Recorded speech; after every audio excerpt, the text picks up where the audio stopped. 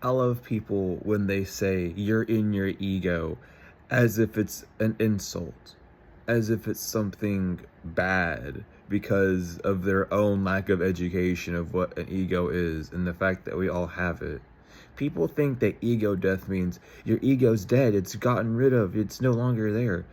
When we all already know that death is a transition from one state to a new state. So how the hell is your ego just miraculously disappeared when it died? How do you know it didn't just mutate into something different? Either a stronger boundary against yourself and your own wisdom and your own way of learning, or a less restrictive point of view of your own self.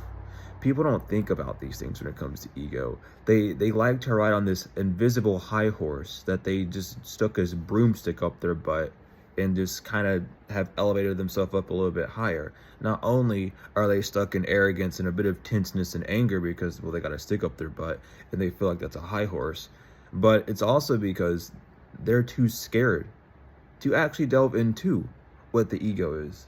The fact that everyone has one. The fact that that ego has an internal and an external, and as well as a twin, just as you, and just as your intuitive self. But no one delves into these things because no one's brave enough to delve that deep inside themselves. Some people are for sure, but most of those people are gone. In fact, they don't care about anyone because they realize that their care for other people and not for themselves is a dictation to why the world is the way it is.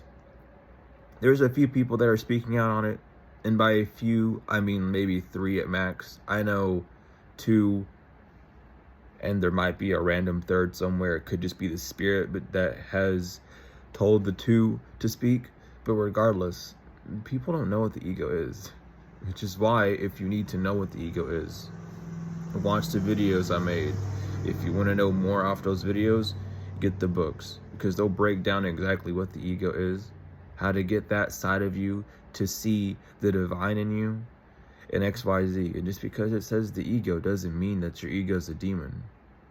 Ego is just something on the physical. The divine is just something in the spiritual. That's all we're talking about at the end of the day. Your own implications represent your own view of life and your own standpoints for your own self. So if you say something on the physical is the demon, then guess what you are on the physical. Love you.